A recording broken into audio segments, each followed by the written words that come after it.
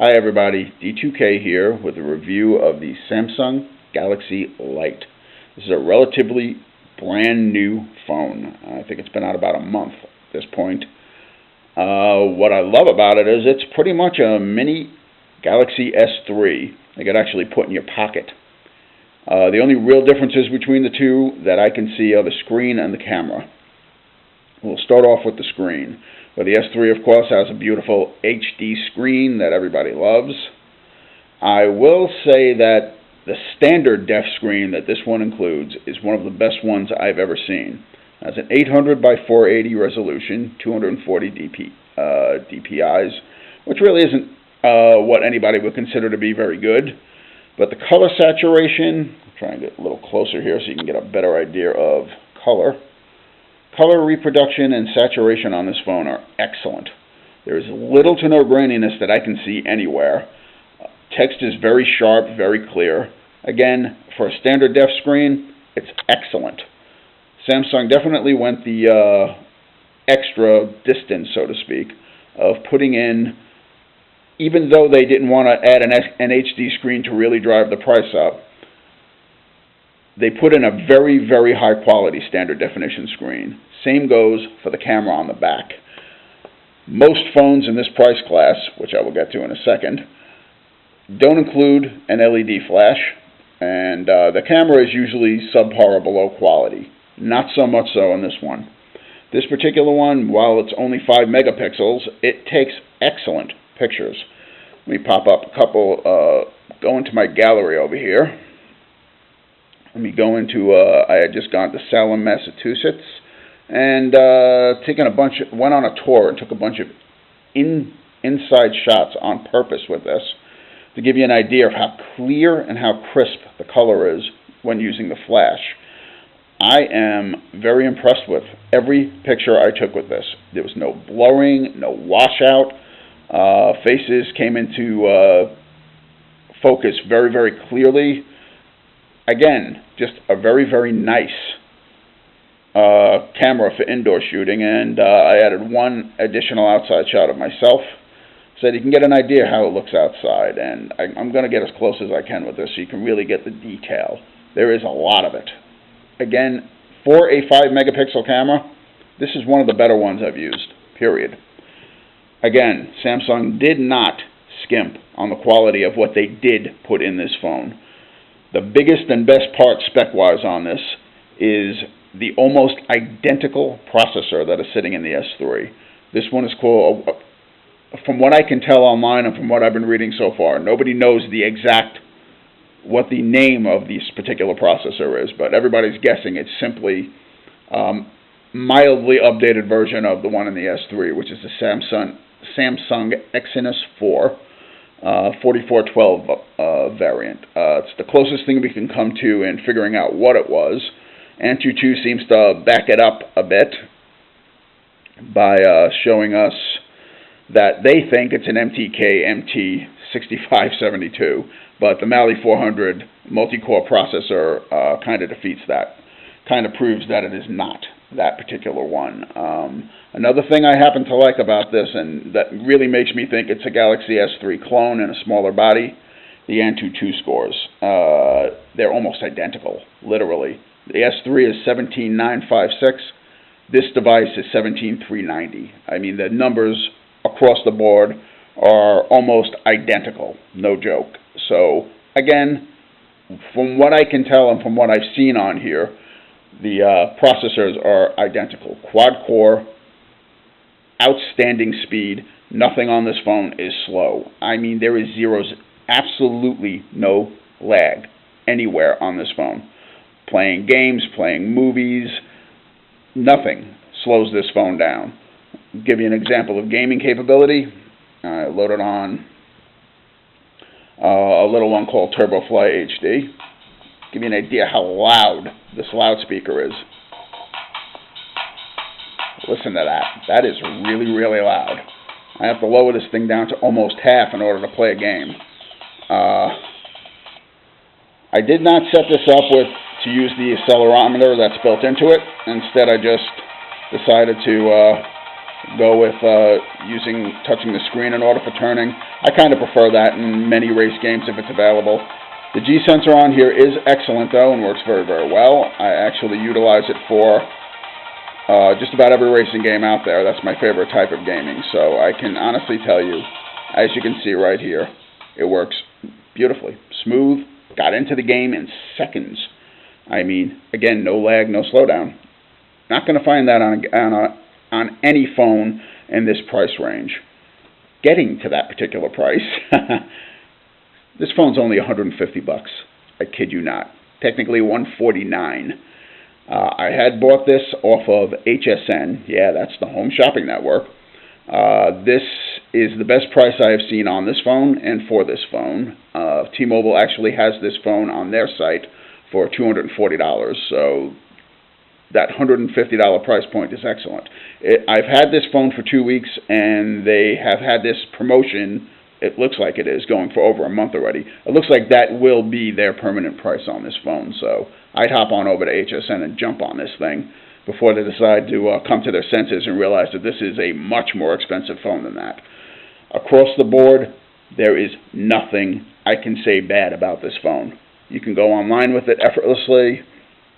I'm actually going to show you a little example utilizing YouTube online.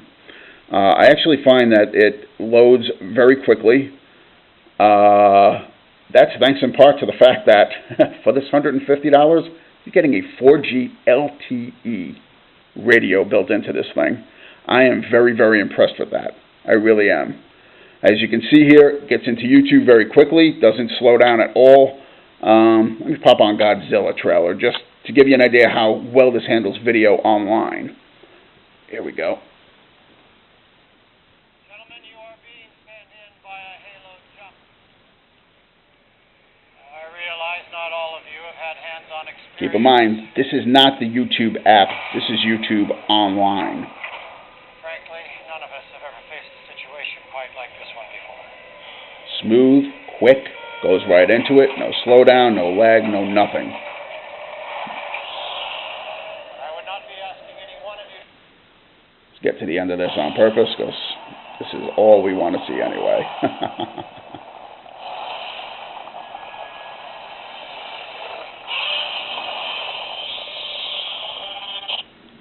Again, that was online, folks. The app, every bit as fast, every bit as quick.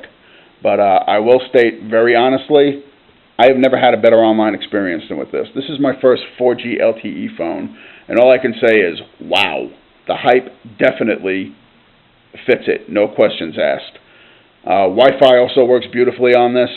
No problems whatsoever with that. Hooks up immediately, and I have ridiculous range. I've gone up to 4 rooms away from my Wi-Fi router and still have a very, very strong signal. Very smooth, very fast. That I can sum up this phone with those words. A very smooth, very fast phone for $150.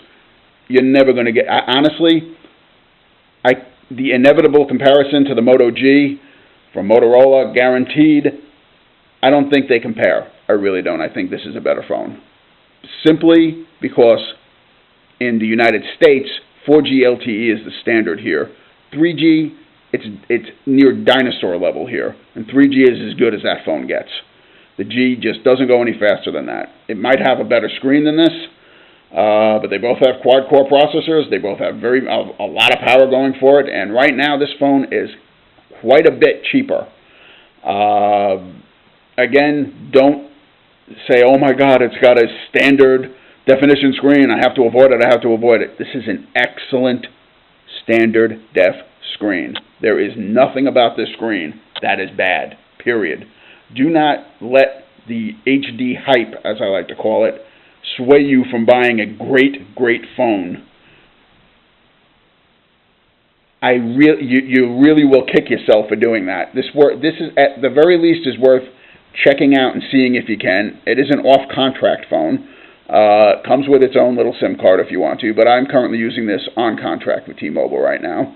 Can it be unlocked? I don't know for sure. But I mean by that is I have read one review that states that it can be. That would be very nice because honestly, to have an LTE-based phone at this price point it would be nice to be able to use it on other carriers other than T-Mobile as well. So here's to hoping that works. As for a couple of other little extras that came with this, I like the fact that this thing can handle a 64 gigabyte card, micro SD card. That caught me off guard because the specs on T-Mobile side as well clearly state that it only goes up to 32, yet I popped a 64 in here and it worked just fine. So that's a very nice touch add-on. But it really isn't necessary because one of the other little pluses that comes with this phone is a Dropbox account, free for 2 years, 50 gigabytes. So again, storage, not a problem with this phone. You have it, there's plenty of it, and it's out there and available for you. And it's a free plus that comes with it through Dropbox, and I like that. So you have 2 years of free 50 gigabyte cloud storage. Again, can't beat that. So what else can I say about this phone? The other two specs that really matter to me were the fact that it has a gigabyte of RAM, unlike any other phone in this particular price range, any other Android phone in this price range that's still stuck at 512. It is running the latest version of it, not the latest version of Android, but an excellent version of it nonetheless, 4.2.2. As I stated earlier, the TouchWiz interface really surprised me. It works actually very nicely on here. It's smooth, works beautifully. If you don't like it, load your own launcher. It's as simple as that. Again, just because it has TouchWiz doesn't mean you have to use it. Okay?